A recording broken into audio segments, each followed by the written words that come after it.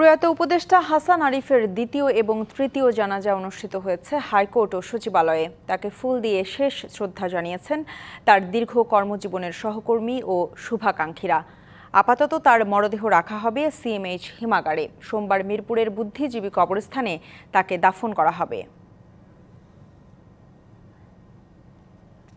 দীর্ঘ ৫৫ বছরে আইন পেশার সমাপ্তি টেনে এভাবেই শেষবারের মতো সুপ্রিম কোর্টে আনা হয় এই সিনিয়র আইনজীবী অন্তর্বর্তী সরকারের উপদেষ্টা মরদেহ। এ সময় তার দীর্ঘদিনের সহকর্মীরা তার কফিন বহন করেন। এরপর অনুষ্ঠিত হয় দ্বিতীয় জানাজা। জানাজায় অংশ নেন প্রধান বিচারপতি সহ আপিল বিভাগ, হাইকোর্ট বিভাগের বিচারপতিরা ও তার দীর্ঘদিনের সহকর্মীরা। এছাড়া ছিলেন সরকারের উপদেষ্টা, প্রধান নির্বাচন কমিশন সহ আইনজীবীরা। জানাজা শেষে কফিনে ফুলেল শ্রদ্ধা জানান প্রধান বিচারপতি সহ অন্যান্য বিচারপতিরা।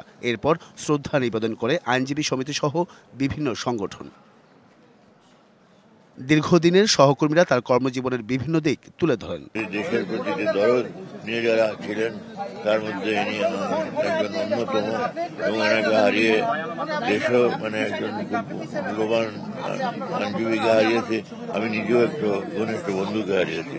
দেশকে নিয়ে তার স্বপ্ন ছিল এবং তিনি এত বছর বয়সেও তিনি অক্লান্ত পরিশ্রম করেছেন। রাত 11টা পর্যন্ত, সকাল 8টা থেকে তিনি বলেছেন যে আমি কাজ করে আনন্দ পাই এবং এই দেশকে যে নতুন করে সুযোগটা এসেছে এই সুযোগটা আমরা কাজে লাগাতে চাই। সিনিয়র আইনজীবীরা বলেন, হাসান আরিফের মৃত্যুতে আইন অঙ্গনে বিশাল শূন্যতা তৈরি হবে, যা পূরণ হবার নয়। তার সাবমিশন অনুকরণীয়, সুতরাং এরকম একজন আইনজীবী আমাদের থেকে চলে যাবে এটা আমরা চিন্তাও করতে পারি নাই।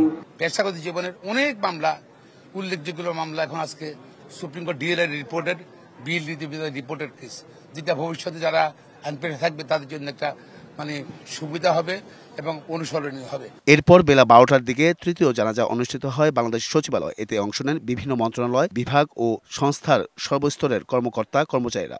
হাসান আরিফের কর্মজীবনের বিভিন্ন দিক তুলে ধরে বলেন, সৎ ও নিষ্ঠার সাথে তিনি আমৃত্যু দায়িত্ব পালন করে গেছেন। উপদেষ্টা পরিষদে অভিজ্ঞতা, মেধা, শক্তি, প্রাণ শক্তির যে একটা সমন্বয় আছে, সেখানে একটা বড় ঘাটতি হবে স্যারের এই প্রস্থানে। সোমবার মিরপুর শহীদ বুদ্ধিজীবী কবরস্থানে তাকে দাফন করা হবে বলে জানান তার ছেলে। শুক্রবার বিকেলে রাজধানীর একটি হাসপাতালে হৃদরোগে আক্রান্ত হয়ে মারা যান হাসান আরিফ।